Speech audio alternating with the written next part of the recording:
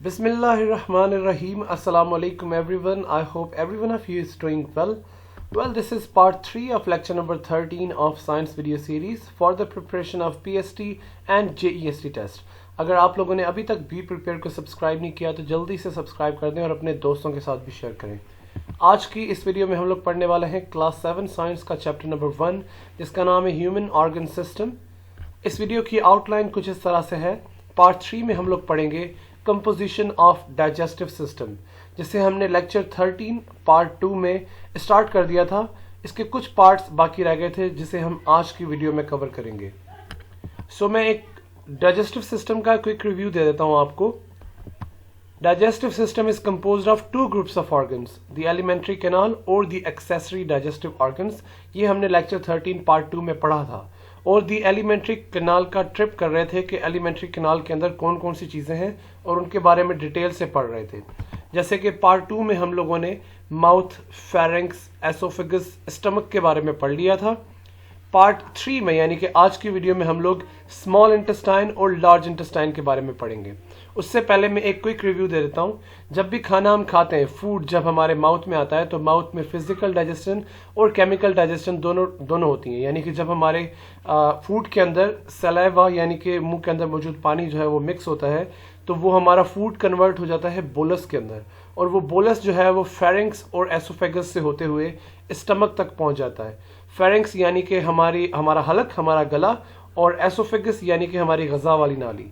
उससे जब स्टमक में पहुंचता है तो स्टमक में उस बोलस के अंदर ऐड होता है गैस्ट्रिक जूस, और गैस्ट्रिक जूस ऐड होने के बाद जब वो हमारा खाना जो कि बोलस होता है, बोलस की फॉर्म में यानी कि सेमी सॉलिड फॉर्म में होता है, वो मज़ीद सिंपलर और स्मॉलर फॉर्म में कन्वर्ट हो जाता है और वो सेमी लिक्विड बन जाता है जिसे हम काइम कहते हैं, CHYME, काइम। स्टमक के अंदर काइम बन जाता है। मुंह के अंदर फूड होता है, फूड से बोलस, बोलस से स्टमक तक पहुंचते हुए वो काइम बन जाता है। उस काइम को भेजा जाता है स्मॉल इंटेस्टाइन के अंदर, जहां से हमारा आज का लेक्चर स्टार्ट होगा। Small intestine. Small intestine is a long highly coiled narrow tube of 6 meter average length. मैंने आपको बताया था कि हमारी जो एलिमेंट्री कैनाल है वो 7 to 8 मीटर्स उसकी जो है वो लेंथ होती है, जिसमें से ज्यादातर हिस्सा है स्मॉल इंटेस्टाइन का 6 मीटर। ये वाली स्मॉल इंटेस्टाइन, अब ये दिखने में तो थोड़ी सी है लेकिन ये 6 मीटर की है। उसका रीजन ये है कि ये लिपटी हुई है, क्वाइल्ड है, हाईली क्वाइल्ड है और नैरो ट्यूब है, यानी कि बहुत ही बारीक सी ट्यूब है, और इसको हम स्मॉल इंटेस्टाइन कहते हैं।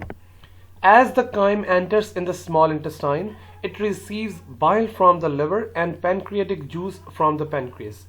मैंने बताया कि स्टमक के अंदर जो खाना है वो काइम के अंदर कन्वर्ट हो जाता है। काइम यानी कि एक सेमी लिक्विड फूड की सूरत में, जिस तरह से एक जूस होता है, बनाना जूस, बनाना शेक, उस तरह का ये लिक्विड बन जाता है काइम।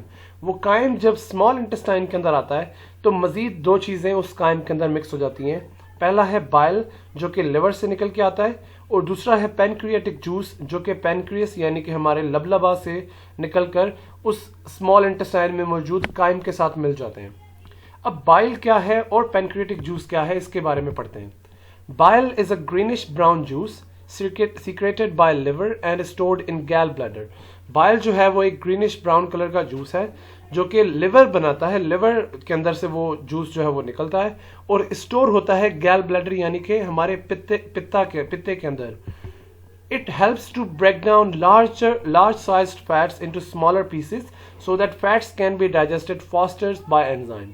इसका काम ये होता है कि हमारा जो खाना है, हमारा जो फूड है, उसके अंदर मौजूद फैट्स जो हैं उसको स्मॉलर पीसेस के अंदर यानी कि स्मॉलर फैट्स के अंदर वो डिवाइड करे, ताकि बाद में जब उसके साथ एंजाइम्स मिले तो ये उसको जल्दी से डाइजेस्ट कर पाए।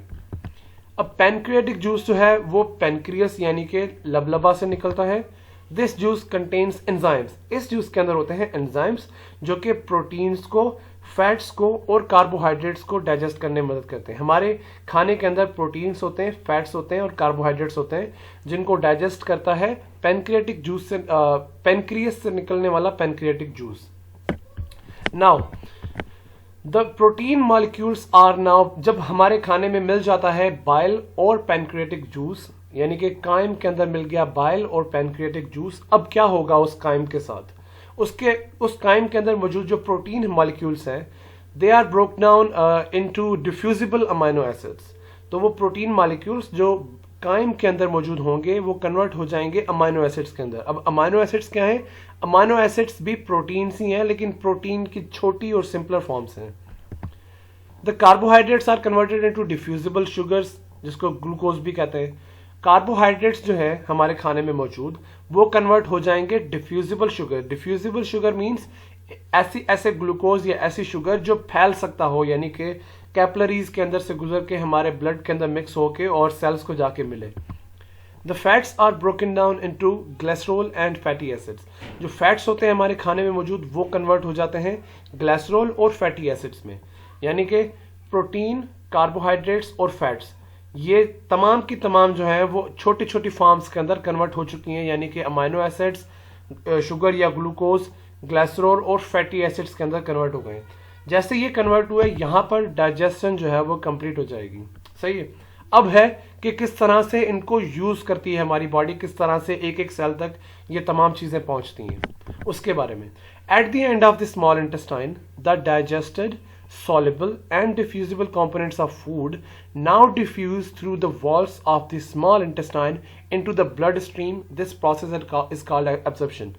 लेक्चर 13 के पार्ट 1 में हम लोगों ने स्टेप्स पढ़े थे, जिसमें एक स्टेप एब्जॉर्प्शन का भी था।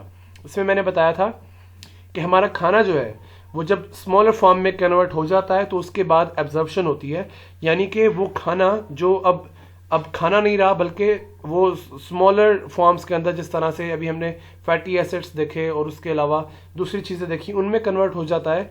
तो वो खाना एब्जर्व होता है हमारी कैपिलरीज, यानी कि हमारे ब्लड की जो नालियां हैं हमारे जिस्म के अंदर, उनमें मिक्स होता है और पूरी बॉडी को जाके मिलता है। इस प्रोसेस को हम एब्जॉर्प्शन कहते हैं। Absorption only occurs in small intestine as its wall consists of many folds that provides larger surface area. अब क्योंकि जो small intestine है उसकी लेंथ 6 मीटर है, तो जो एब्जॉर्प्शन होती है वो सिर्फ और सिर्फ स्मॉल इंटेस्टाइन के अंदर होती है, क्योंकि यहाँ इसकी जो लेंथ है वो बहुत बड़ी है, तो सरफेस एरिया हमें बहुत ज़्यादा मिलता है। तो बहुत सारी जो कैपिलरीज हैं, यानी कि जो ब्लड लेके जाने वाली नालियाँ हैं, वो ज़्यादातर जो है वो स्मॉल इंटेस्टाइन के साथ कनेक्ट होती हैं, इसलिए यहाँ पर जो है वो एब्जॉर्प्शन का अमल होता है। Its walls are completely surrounded by capillaries for maximum absorption.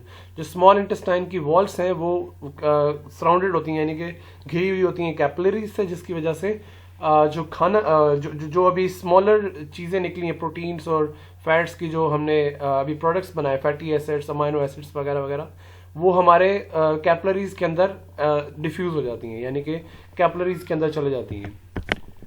The absorbed food is utilized in the process in the body like glucose used in the respiration process. तो जो absorbed food होता है वो utilise किया जाता है body की तरफ से, जैसे ग्लूकोज जो है वो यूज होता है रेस्पिरेशन प्रोसेस में, जो हम सांस लेने का अमल हमारा है, ग्लूकोज उसके अंदर यूज होता है। और बाकी जो बने थे products, amino acids, fatty acids और ग्लिसरॉल, ये यूज होते हैं हमारे सेल्स की ग्रोथ और फॉर्मेशन के लिए। अब आते हैं लार्ज इंटेस्टाइन पे। The undigested, non diffusible and insoluble components of food moves towards the last part of digestive system called large intestine. वो फूड के वो वाले पार्ट्स जो डाइजेस्ट नहीं हो पाते, डिफ्यूज नहीं हो पाते और सॉल्व नहीं हो पाते, वो हमारे लार्ज इंटेस्टाइन के अंदर पहुंच जाते हैं। It is shorter but much broader then the small intestine. ये स्मॉल इंटेस्टाइन से साइज में तो कम है, लेकिन ये बहुत ज़्यादा चौड़ी होती है, वो बहुत ज़्यादा तंग है, नैरो है, और ये बहुत ज़्यादा ब्रॉडर है, यानी कि खुली हुई है, चौड़ी है। It is a tubular structure which is on average 1.5 meter long with a large diameter. Here the water and mineral salts are absorbed. ये एक ऐसी स्ट्रक्चर है जो कि ट्यूब नुमा है, और इसकी जो लेंथ है वो तकरीबन 1.5 मीटर लॉन्ग होती है, और इसका डायमीटर यानी कि वो कितनी चौड़ी है, कितनी खुली है, वो भी काफ़ी ज़्यादा होता है। यहाँ पर क्या होता है कि जो उस अनडाइजेस्टेड, नॉन डिफ्यूजिबल और इनसॉल्युबल जो कंपोनेंट्स होते हैं उसके अंदर मौजूद वाटर और जो मिनरल्स होते हैं वो यहाँ पर उनकी एब्जॉर्प्शन होती है, उनको एब्जॉर्ब किया जाता है। और एब्जॉर्ब करता कौन है? The minerals are absorbed with the help of some friendly bacteria which live here. तो ये होते हैं कुछ बैक्टीरिया होते हैं जो लार्ज इंटेस्टाइन के अंदर मौजूद होते हैं, वो उन मिनरल्स को और वाटर को जो है वो एब्जॉर्ब कर लेते हैं। All the non diffusible components of food move towards rectum. जो भी कंपोनेंट्स जो हमारे फूड के हैं डिफ्यूज नहीं हो पाते, वो फिर लार्ज इंटेस्टाइन से होते हुए हमारे रेक्टम यानी कि इस पार्ट तक पहुंच जाते हैं। उसके बाद क्या होता है, here the undigested food is converted into faeces, यानी कि जो फजूल मादा होता है उसमें कन्वर्ट किए जाते हैं इन अनडाइजेस्टेड फूड को, which are remove from the body by an opening called anus, जो कि बाद में हमारी बॉडी से रिमूव कर दिए जाते हैं एक पार्ट एनस यानी कि जो फजूल मादे को खारिज करने वाला पार्ट है उसके जरिए से। सो ये था आज का लेक्चर। उम्मीद है कि आप लोगों को पसंद आया होगा। अगर आपको आज की वीडियो समझ में आई है तो इस वीडियो को लाइक करें, अपने दोस्तों के साथ शेयर करें, और अगर इस चैनल पर नए हैं तो इस चैनल को सब्सक्राइब करना मत भूलिएगा। आपसे मुलाकात होगी इंशाल्लाह अगली वीडियो में। अल्लाह हाफिज़।